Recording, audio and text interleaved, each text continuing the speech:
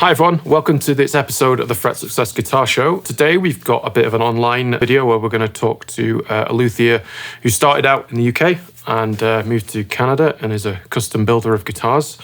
The owner, builder, main person for MacPherson Guitars. So hi Dan, how's it going? Not bad, thanks for the invite. In terms of MacPherson Guitars, how long has that been around and what really got you started? Well, I've been doing this now since 1990.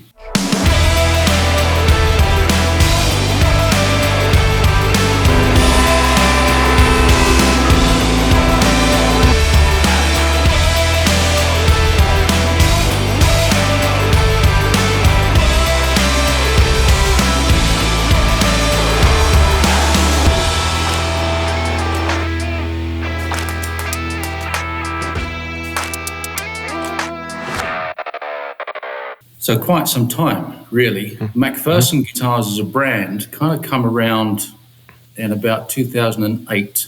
And at the time, I'd not long started a company called Tech Limited. Okay. Yep. I've been joined by a business partner, Bill Quinn. We were working on that, and it gave me a bit of relief from what I was previously doing as DM Guitars to kind of concentrate on doing more what I originally wanted to do, which was make my own brand. So really 2008, 2009 was when I really started to focus on doing more of my own branded guitars, as well as the custom stuff that I'd always been doing. For those people that don't know Tech and DM, what did you do there? Well, DM Guitars started out really as a kind of repair, refinishing, as well as some custom work. But in those days, it was more repairs. I'd been working for a guy named Steve Smith since 1990, which is really where I got the start in this game. And through him, I kind of started to learn the basics. And rather unfortunately, I can't remember the year really, I guess it would have been about 92, 93. He unfortunately had a heart attack. Well, he survived, but it kind of put him out of action. So overnight, I kind of inherited his customer base. Okay. It was a real kind of boost for my business. Obviously not so good for Steve, although we remained friends up until he passed away, good friends. And that's what DM Guitars was. But by around 95, 96, it kind of morphed into a business that was more aimed at trade guys. So I picked up all the paintwork for Burns, London, when it was owned by Barry Gibson. And then later I was making the bodies as well as doing the paintwork. And then I was doing some work for the original J.J. Huck guy. And from that, I was getting work from Chandler Guitars in Richmond. I was getting stuff from Steve Toon. I was getting stuff. All this stuff was coming in, mainly paintwork. That's how the business kind of went, as well as repairs, refrets, setups, refinishes, the odd custom guitar, which I would do. And that's really what I did from kind of, sort of 94, 95 up until 2008. And so when you got MacPherson Guitars going, you'd always had it in you to do a custom kind of builder company. What do you think was it that in the early days, before you even started doing repair work, that got you really into that? The fascination with guitars started as I started to learn to play. I tried to learn when I was a tiny kid and I was terrible. And I started to learn again when I was about 12, I guess. But I was more fascinated with what made them work. I was one of these irritating kids that would take stuff apart all the time to see how it worked. And I was no different when it come to guitars. I'd be taking these things apart and then I wouldn't know how to put them back together again. That's kind of how I met Steve Smith in the end. Right, you couldn't put a guitar back together, or? Well, I mean, things like pickups and things like setting the intonation and stuff. Like when I was 12, 13, I was kind of I wasn't really, wasn't paying attention. Yeah. It's just a fascination, really, of how things are made and the engineering that goes behind it.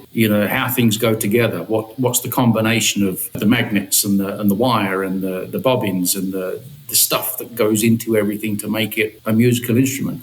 Was there a particular brand or kind of style of guitar that, you would always look to as an inspiration or design? Well, the stuff that Steve was making, he had been part of a company called Hart Guitars, which had then later become Heartwood Guitars.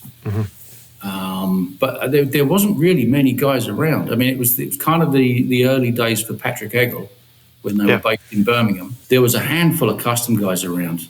Andy Manson, Hugh Manson, Moon Guitars in Scotland, maybe a dozen in the UK. There wasn't many at all. And when you were building for like JJ Guitars, probably where you learned a lot of your skills, probably by the sounds of it, they're nice looking guitars from memory. Like that was a different format. I took on their old jig and pattern system because I'm not a CNC guy, so I'm kind of old school. It's pin routers and patterns, and I can't say it's all purely done by hand. There's obviously machinery involved, but it's not automated machinery.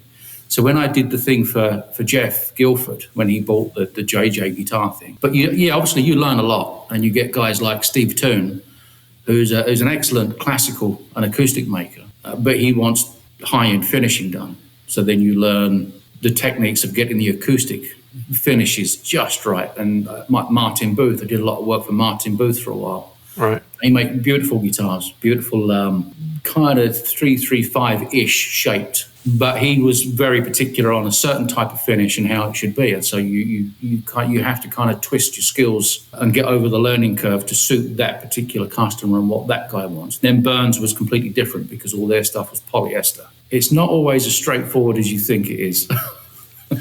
I guess you're probably quite grateful that you spent that time, well, not playing around with, but learning your craft on other people's instruments and learning. Was it good to have that mentorship throughout the process to really guide you? Yeah, it was. I mean, starting from Steve Smith, definitely, because the guy was a world of information. I wish he was still around because I've still got questions I need answers to. I wasn't so grateful at the time because it was just earning a day's money, and the frustration of doing business. And, so if someone's not happy with something, you've got to do it a second time, and learning what these guys want for their particular brand or range of guitars. But looking back on it, it was immensely helpful to everything I do now, because I don't have to think so much now. It's kind of second nature. It doesn't matter what I'm doing or what style I'm doing or what material I'm finishing, whether it's polyurethane or polyester or cellulose or whatever. I mean, when it goes wrong, I know what to do. Mm-hmm. I know how to fix the problem if there's an issue with paint or polyester or whatever, because I've spent years doing it. And I guess that's one of the hardest things to me as a bit of an outsider.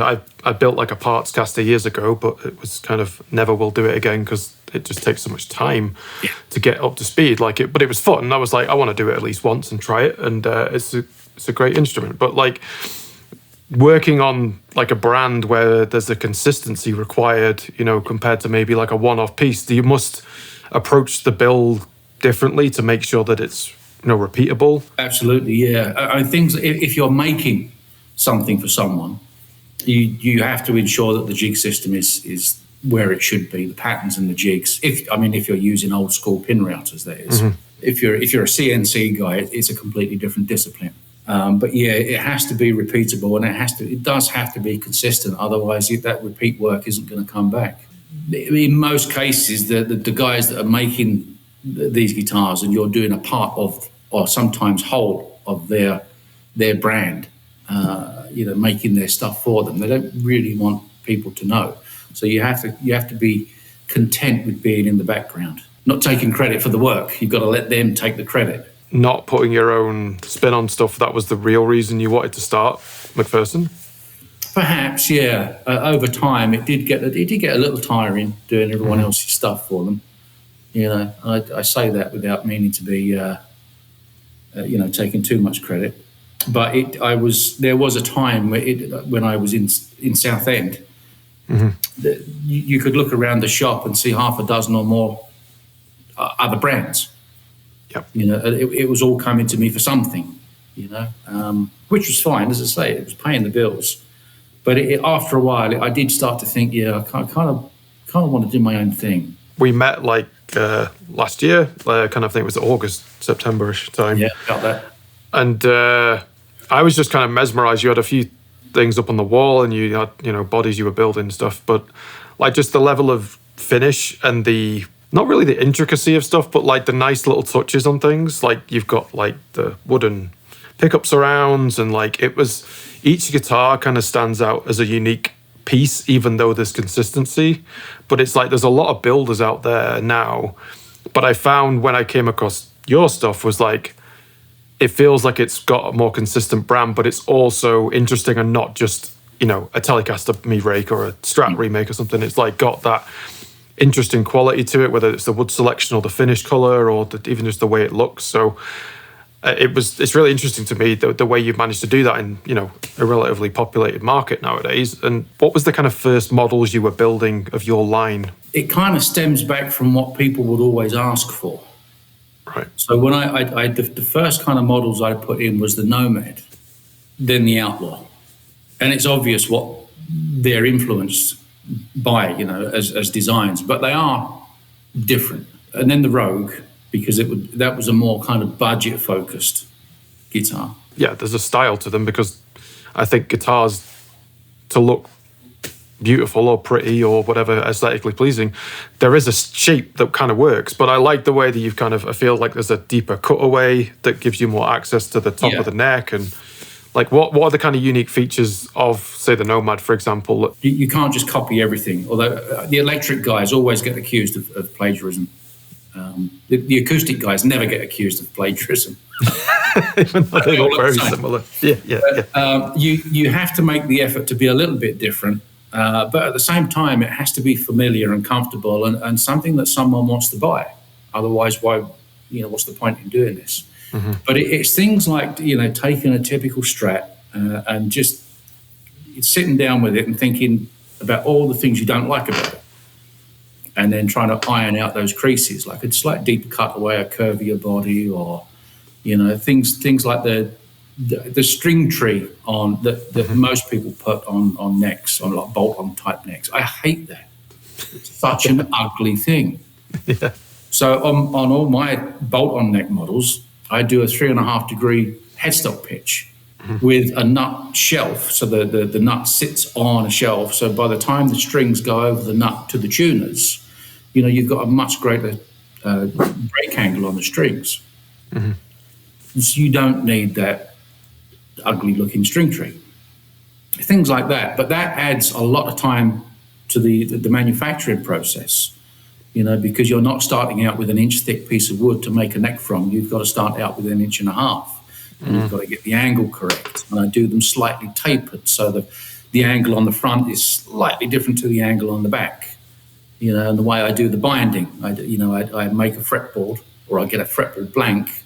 I'll cut 2 strips off the side, do what I need to do with the fretboard, glue it on the neck, radius it, and then I'll glue those 2 strips back on as binding, unless someone wants plastic binding. And that way you get no fret, your tang showing on the ends. You don't get any lacquer pop.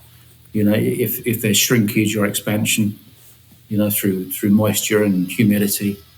So there's lots of things like that which most people don't immediately notice. It takes a long time, takes a lot of extra time, which, I mean, is part of the reason why they cost what they do. It's kind of classy but neat, but also cool at the same time. It's like, because you can go too far with it, can't you? Like, you try and make it unique where it becomes like, oh God, it looks awful now. It's like, where you've done it tastefully, but it's like, I love the contouring of the guitars that you often do on it, and each finish is different. Like just the quality of the materials must play a big part there, especially with the more exposed finishes that you do. I'm a wood guy, you know. I love the whole, all the species that you use, and I mean, they're not always so good when you're sanding them, because they can be pretty hazardous to the lungs. But although I do solid colours on some of my stuff, I don't particularly like doing it. I want to see the beauty of the wood, even if it's a fairly bland piece of wood. It's a unique piece. You never get 2 pieces the same. That fascinates me. The wood side of it, as you can see behind me, that's the stores for all the billets and the tops and the lamb tops and the maples and the quilted maple and the mahoganies and, you know, the Ziricoti and the Bacoti and all the tropicals. And so if you're building a guitar for yourself, say, if you were to do that, you probably wouldn't nowadays, but what would be your kind of modifications that you would make, and what kind of starting point would you have? I have no idea. I would have to, give it some proper thought if I was going to make myself something. I mean, there's a few in there I'll pick up and play that I really like sitting in the showroom. I guess which one surprised you then that you made that you were like, oh, I'm sorry to let this go kind of thing? All of them. That's good. Okay. In a way, all of them. I've played so many guitars now. I can't really remember what it is I like. So I don't know. I just know if I pick a guitar up, if someone brings a repair in, which I don't do much of these days, but if someone brings, a kind of cheap, nasty guitar in, I know that I don't like it. You're not just a 6-string builder. You also build basses. Like how would that, for people that really don't know, what are the challenges with building a bass over a guitar? For me, there aren't really any challenges. There's not much difference to it. It's just a bit longer. Okay, right. Got different strings on it, and sometimes not so many strings. So there is not really a challenge as such. But making a bass, it has to become a slightly different animal to a guitar. And bass players are very different to guitar players as customers. It's chalk and cheese, they're very different. Bass players tend to be more willing to use, more active pickups and circuitry and stuff like that. They're kind of willing to go more weird and wonderful. The guitar players on the whole are a bit more conservatives, and they tend to stick to the usual kind of designs. But do you find basses are more like in demand in the custom market then? Well, not for me, because I'm not really that known for basses. I'm just about to launch a range, which will hopefully pick up a bit. But the only basses I've done over the years are really in my own name anyway, are custom orders. I haven't made as many basses as I have guitars, but it's something I would like to push. There's some great bass makers in Canada. There's some really, really top level stuff coming out of this country. Yeah, there's a lot of good wood, I guess. Is that a thing Canada has in its favour? There's wood selection? Yeah, it's one of the reasons I originally moved here, why I moved here, thinking that it would be easier to have access to a lot of the raw materials that I was previously having shipped to the UK, the better materials, and to get to the good stuff before everyone else along the way it's picked out all the good stuff, so you end up with the crappy stuff from the bottom of the barrel. I go to Chilliwack quite a lot to select wood from the guys over there at Bow River. So it's helpful. It's helpful to be on the ground to be able to select stuff rather than buy it online or over the phone, and then you're wondering what's going to turn up.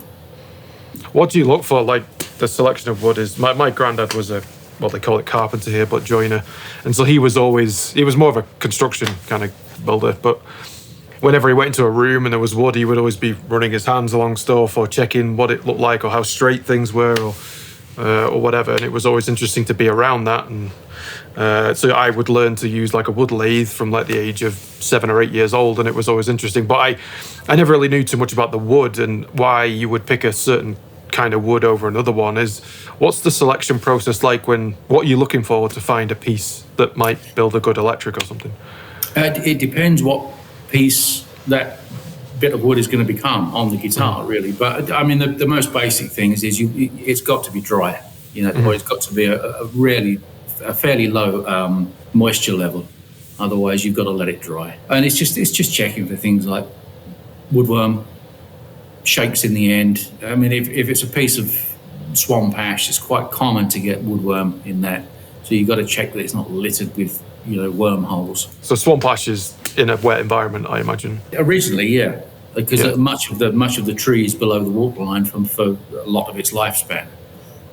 It's getting harder to get now. It's kind of running out, the swamp ash thing. But with other woods, it's just making sure that it's straight and it's true and it's kind of dry and it's not going to twist and buckle, or allowing wood, like from moving it, say, from Chilliwack to the Okanagan, where it's a much lower humidity normally.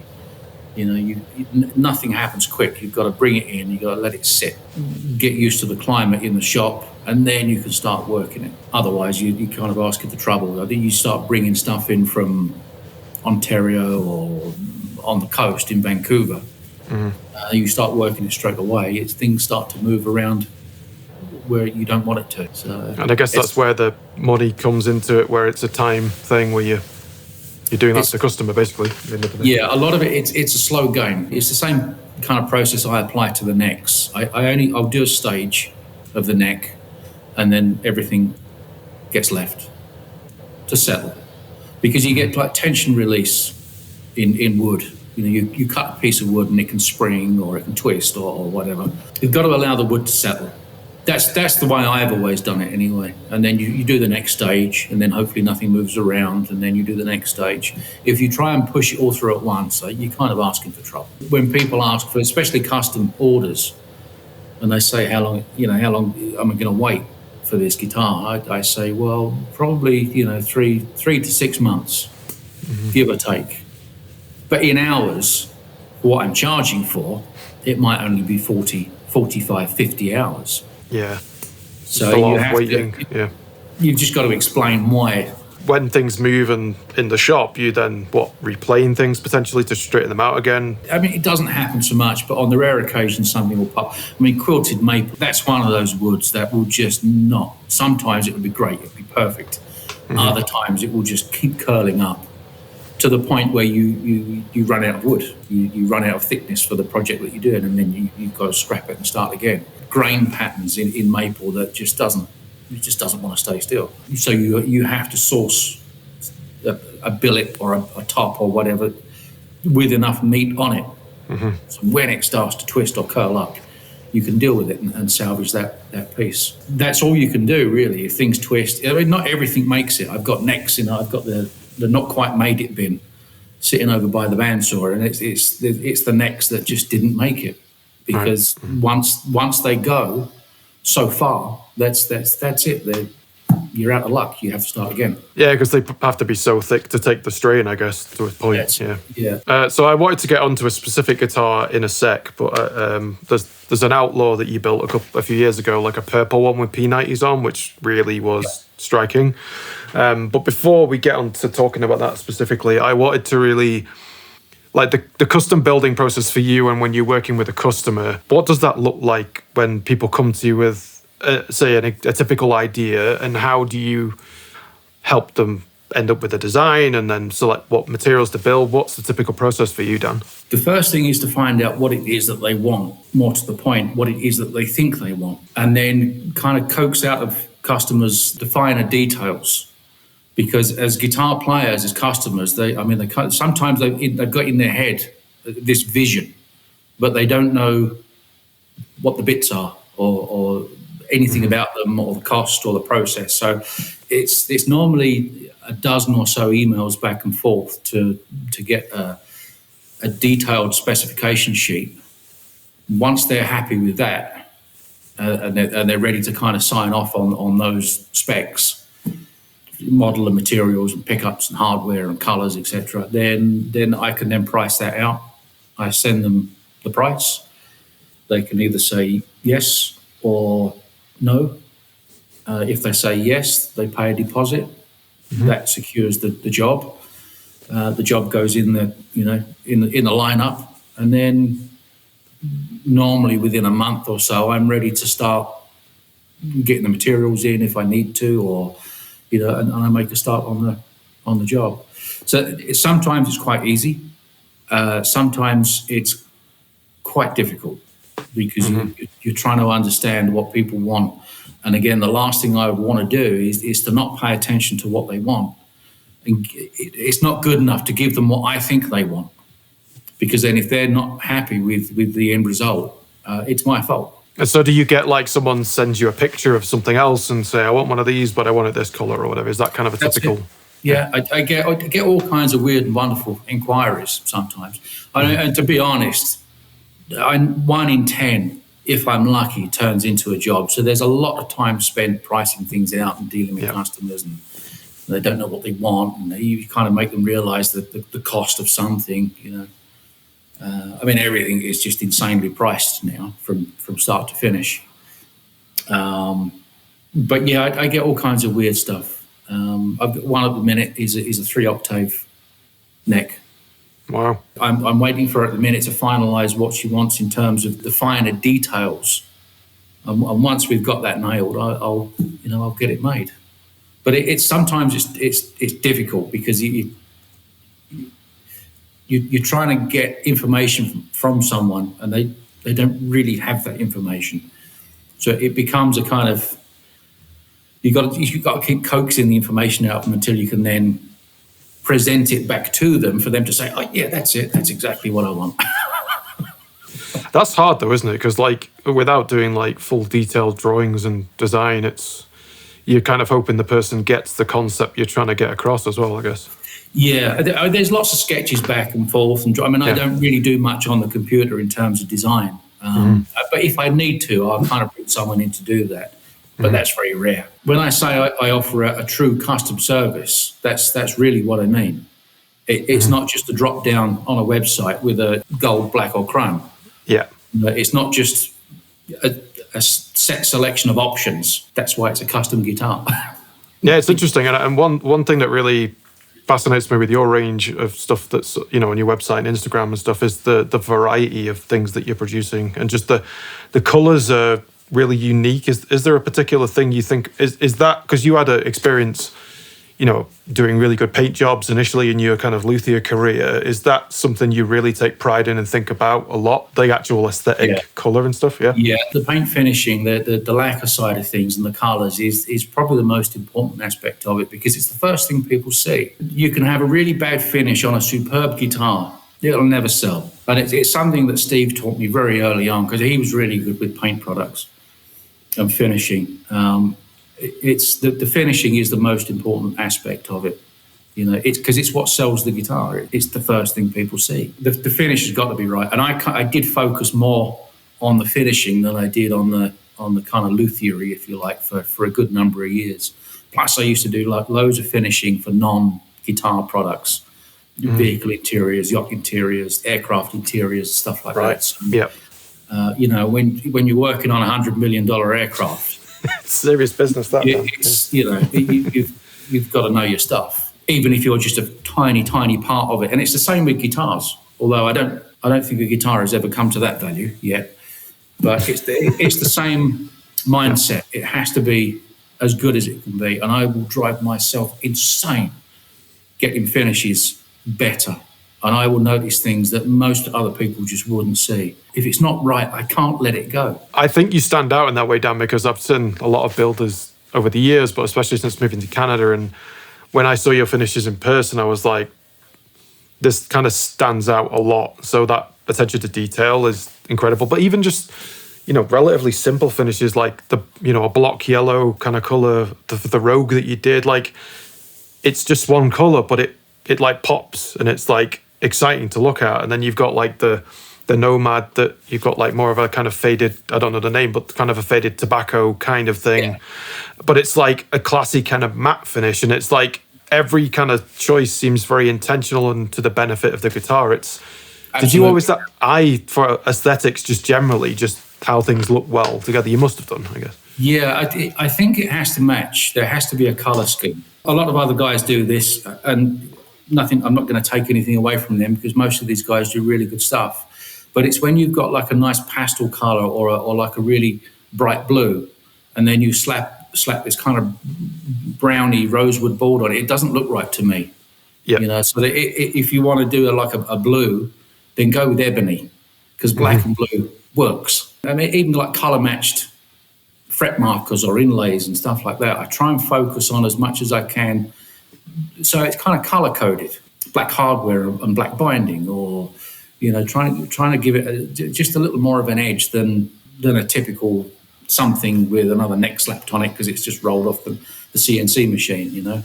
The Outlaw that I mentioned before, the purple one, what really stood out to me is the color is amazing, and with the P90 cream P90, but like you've got an element of intricate but complementary colored binding around the body and then the neck, and like.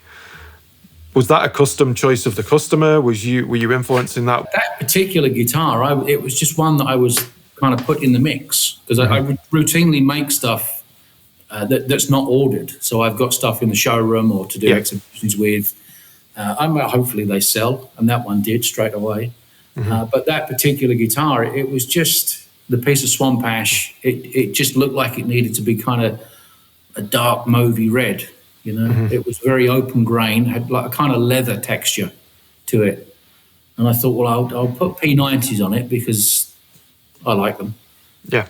And red, the dark kind of maroony red goes well with cream. So I'll put cream binding on it, and I'll put binding on the neck that matches the body. And, you know, I'll do a through the body stringing with a tunematic type bridge. So it's a kind of mixture of, you know, various different influences. The guitar played the dream, and I think that sold within about 3 weeks of me finishing it, which... It really stands out, Dan, just regardless of who's making guitars, it's that's an exceptional kind of looking... Yeah. I will make some more like that. You know, I try not to do them exactly the same every time, but I'll make some more like that. And you asked the question earlier about if I was going to make myself a guitar.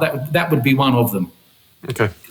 I just it just felt everything about it was right, but you know, I've got to pay the bills as well. So it feels classy but unique, but cool and modern as well. Like it's that balance of all of it, rather than feeling like it would. You know, sometimes custom guitars, not your stuff really, but like when they're funny shapes and stuff, it like you can see it getting dated and like 20 years time going like it kind of looks like it was in that era now. Whereas I feel a lot of your guitars feel like they're ahead of that and moving forward. They need to be kind of timeless. I mean, the stuff in the 50s that come out, you know, from Gibson and Fender, it is timeless. And those kind of designs and styles, most of them, they work because they got it right. Mm-hmm. You know, and there's only so much you can do with the shape of a musical instrument like a guitar. I love to make weird and wonderful stuff, you know, spiky stuff and pointy stuff. And, you know, if you fall down the stairs with it, you're going to hurt yourself. But they're kind of uncomfortable to play. They don't really sit on your leg right or whatever. So the classic shapes, they kind of work, you know, and it's hard to avoid those. And to try and make them so they're still modern or have modern appeal, it takes a bit of thought. You mentioned P90s before. What kind of style are you looking for when you're building something? Do you ever influence the person to be like, I built this kind of guitar for this person and it worked well because of this? Like, how are you kind of educating people on your knowledge of how things sound, I guess, more than look? If they think they know what they want, but I think that they don't, then I'll try and nudge them to a different type of pickup or whatever. But in most cases with pickups, customers are pretty on the ball, you know, because there's so many sound clips and things out there, and you know, if I'm making a guitar that is not for a customer, then I try and envisage the kind of person that would buy it or the kind of player that would buy it, and I'll kind of gear it to that. So like that bright yellow Rogue, for instance, that's got quite a hot pickup in it, because you know it's not going to end up in the hands of a country player. No, not really. So trying to envisage the kind of player that's going to buy that kind of color or that kind of guitar, you know. I mean, whoever buys that in the end is going to be an 80s throwback. You know, he's probably going to be losing his hair like me, but once had really long hair. You know, the beer gut's going to be showing through, but he used to be really, you know. That's the person I have in mind for that guitar.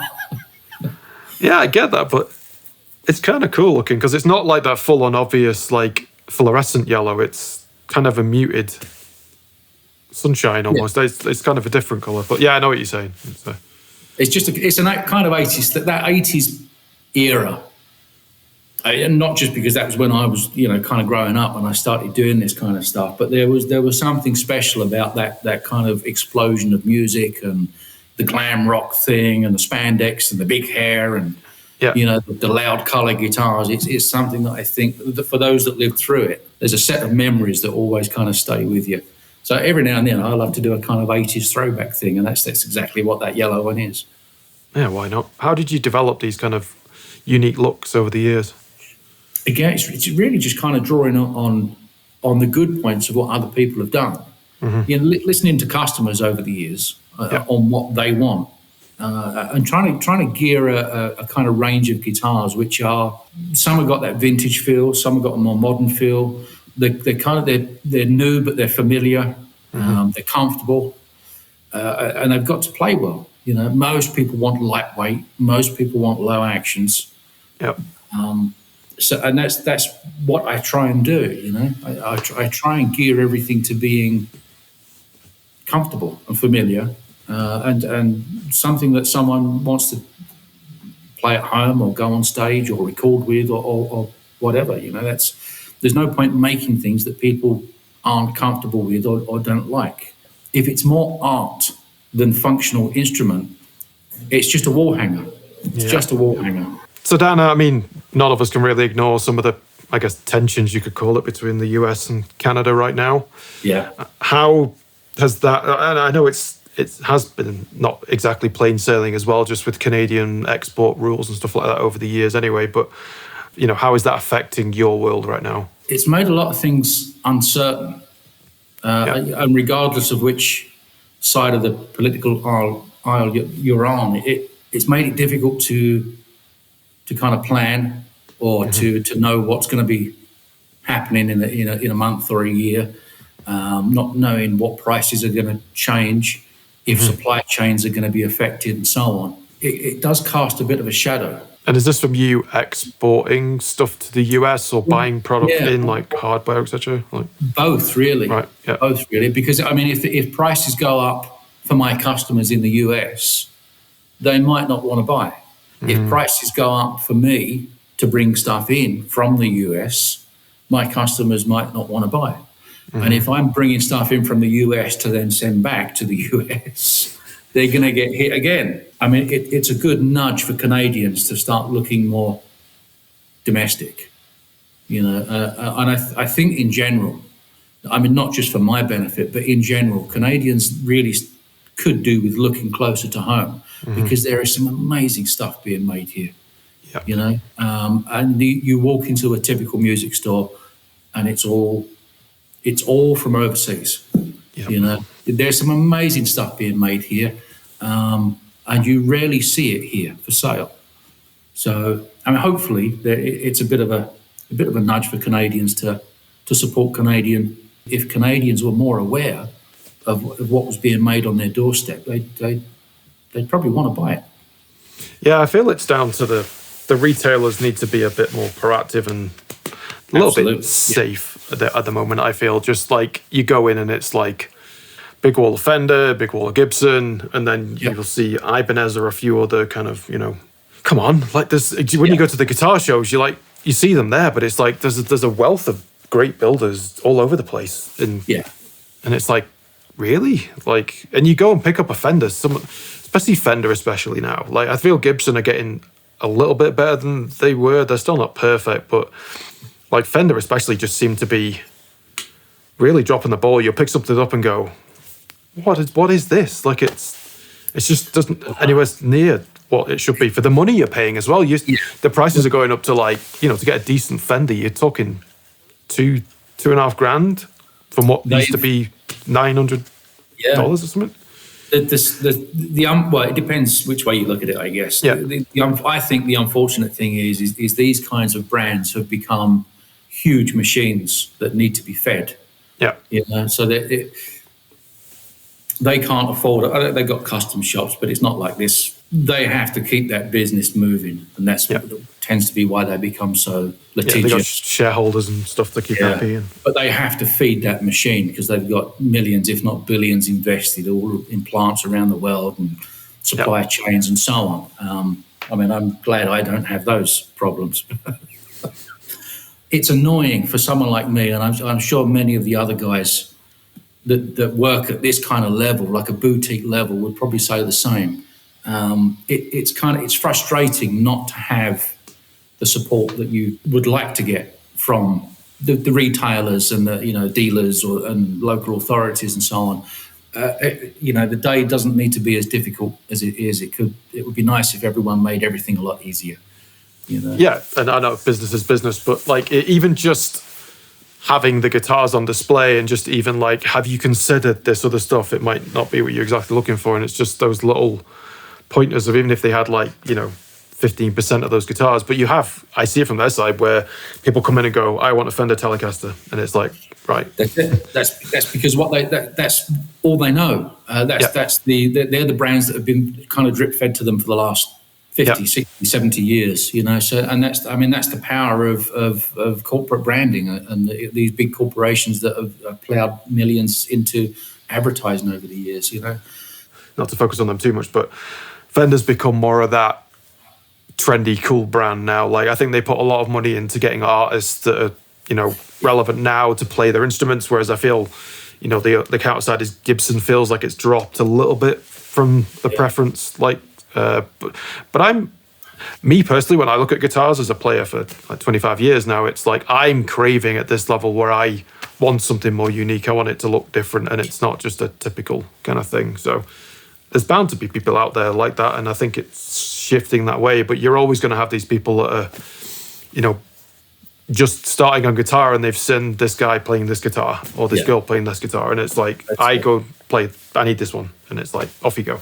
Yeah, I mean, it is changing. In the years I've been doing this, I've noticed a change, and the biggest kind of change, I guess, it kind of started to switch in, like 2010, 2012, around there, and then of course the European Guitar Builders Association kind of come into place. Guys like Michael Spolt, Juho Rukangas, and all the top European guys like that put this association together, and then they, off the back of that, they kind of did the Holy Grail Guitar Show in Berlin, which I exhibited at a few times, and it was great. And maybe it was just because I was there, and I noticed it more. But it seemed like there was a shift. There were more people willing to go with the small custom shop or Luthier made brands. And I'm hoping that is still the case, So, and there's a lot of people doing this now, compared, like when I started out in the early 90s, as I said earlier, there was maybe a dozen in the UK. Now it's every day that I'm finding that there's another guitar brand, But I find a lot of those are kind of like mimicry of other ones in the most sense right now, and yours stand out a bit more. I mean, weren't your guitars like, a relatively serious deal in like Germany and stuff? Wasn't there like a bit of a demand for them in mainland Europe for a while? I had some dealers in Germany, yeah. Right, okay. 2 in Germany, a couple in the UK. And as I was getting to move to Canada in that kind of 2014, 15, I made more effort to try and get some dealers in Canada, and I did for a while. But unfortunately, just as I kind of got here, and finally got the business up and running again after all the hurdles and the hoops you have to jump through here, and then COVID hit. Right, yeah. So those dealers, one in Germany, one in Canada, and 2 in the UK, it wiped them out. It just wiped them out. So I lost those. Scandinavia and Germany, I think I've sold more than anywhere else. And roughly 1 in 5 guitars I make stays in Canada. The rest, US or back to Europe and the UK. We talked a lot about building and sound and stuff like that. Like, who are the, for the people that don't know, who are some of the names that have custom ordered your guitars, types of players that you tend to serve most? Like, is this an attempt to get me to name drop? No, I mean like the more, not really the celebrity stuff, more like the types of builds. Is it for like metal players, for country, for like what kind of stuff are you? Yeah, all shapes and sizes, really. Right. Yeah. I've got customers out there that are kind of thrash players to country players to people that jazz play. I made a guitar for a guy 2 or 3 years back, a local guy from Penticton. It was a kind of jazz player. Some are just collectors. They kind of they play a bit, but they like nice things. Yeah. Others are real heavy duty, serious pros. Hopefully, I kind of pique someone's interest. They're sitting in front of the computer one night, 3 beers too many, and they see my guitars and think, "Oh God, I want one of them." We've all been there, Dan. Yeah. Be honest, it's that quality angle that you go for. Both of those markets are for the serious player wants a reliable instrument, and then for the you're balancing that too, where it's a piece of art and something pretty to look at as well as being a tool. So yeah, it has to be a balance of both. But first and foremost, it's a guitar. Yeah. It has to be a playable, functioning musical instrument. Last thing you want is someone to just buy it and put it in a box and look at it for the rest. You want someone to be out using it, probably. Ideally, yeah. I want to, I want them to come back in 5 or 6 years and it be worn out. Yeah.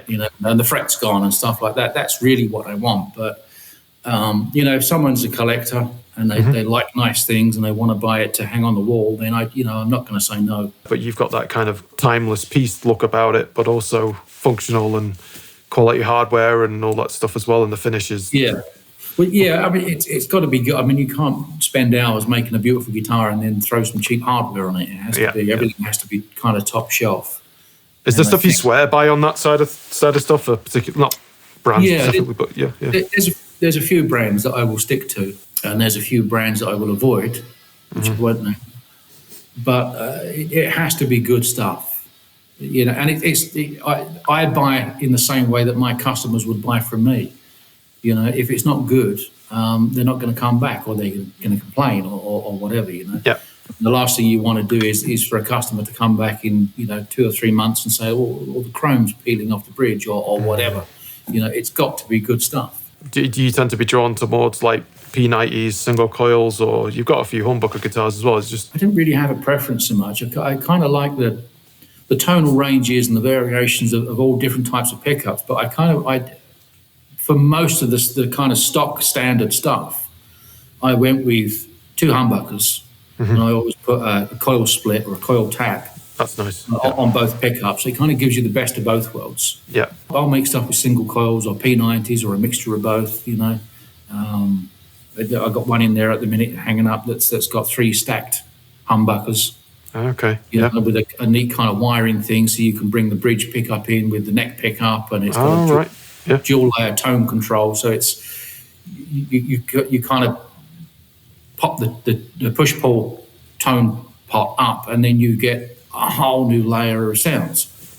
And it's the endless options on variations. But I try not to make it busy.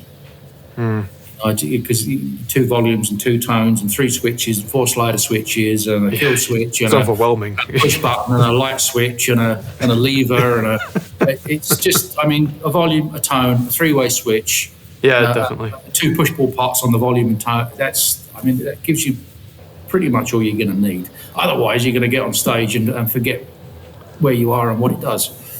Yeah, I can barely adjust like a volume and a tone. But, when you're in the moment playing, it's like, Jesus, when you look at a jazz master, that's what always overwhelmed me. It was like all these switches at the top, and you end up hitting them by accident and stuff. Yeah, it's probably great for studio use, But if you've got tons of variations, you can sit there and tweak and twiddle and get the sound that you want. But for live stuff, it's got to be relatively simple, especially for these guys that start jumping around, because, too many switches and stuff, they're going to be all over the place.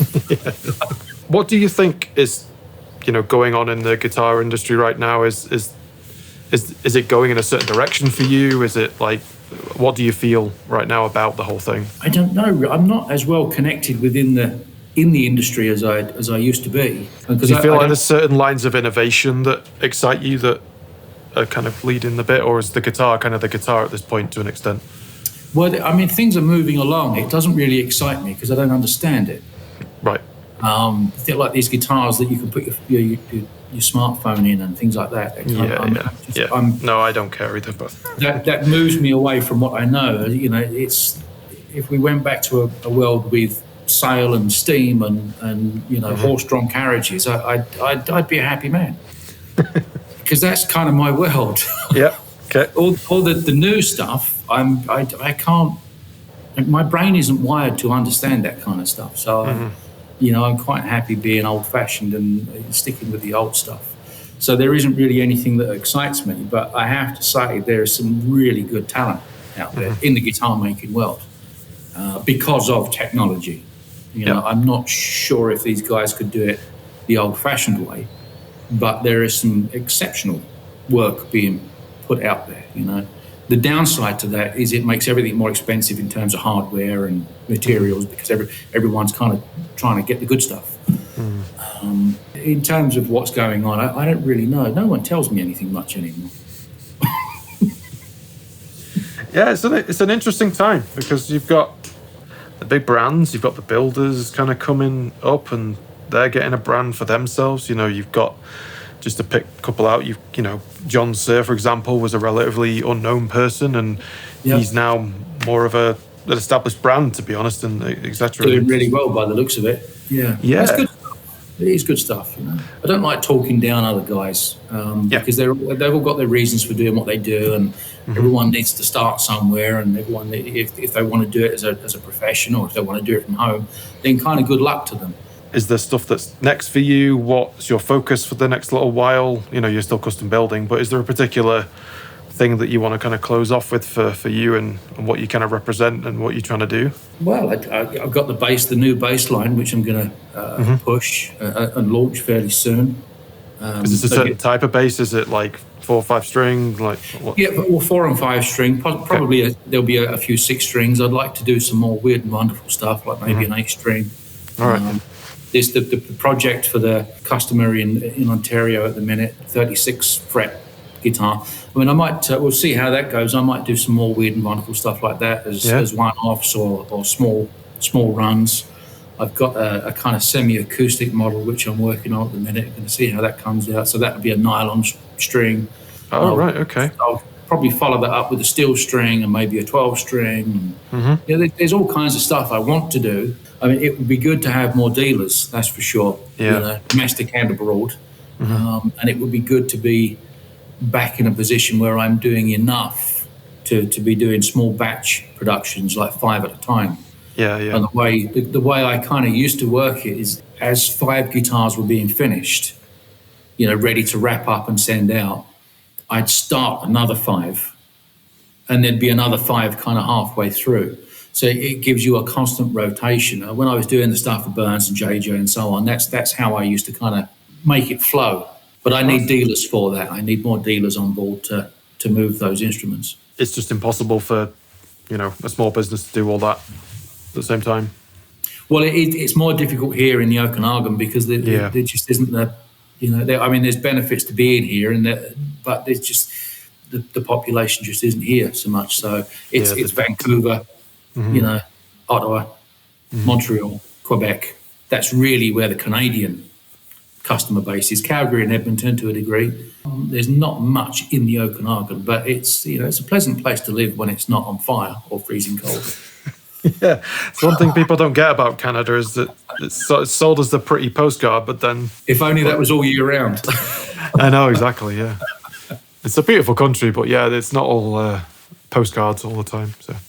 No, people don't want to. They either don't want to or they can't travel the distance. I mean, it's a different world, you know. I mean, the UK, you can be from tip to tip in 10, 12 hours. Yeah. I mean, here, what's Edmonton and Calgary? I mean, 9, 10, 11 hours. You know, it's driving. That is. People, I guess, you know, they don't want to drive for 4 days to look at a guitar. Yeah. You know, so you've got to find other ways to appeal to them, you know. Well, Dan, it's been great to chat with you. I hope this gives you some exposure because I don't interview everyone. I like to check the brand out and see what the products are, and what you're doing is exceptional with, you know, the size and scale of the business. It's awesome to see, and a fellow Brit, how could I not give you some airtime? So it's great to chat with you, Dan. I think if there's any, you know, artists or people that want to come check out Dan's stuff, there's a whole wealth of stuff, and just, I'm not bullshitting, the vast array of models and stuff you've got on your website is quite incredible. Just it's incredible to see that stuff. It's a real unique balance of functionality, quality, and kind of artwork, to be honest. So well done, Dan. Thanks for sharing your story. Thanks, everyone. That's been Dan MacPherson. So feel free to check out MacPherson Guitars. This has been me, Dan Clayton, on Fret Success, and I'll see you in the next episode. Thanks.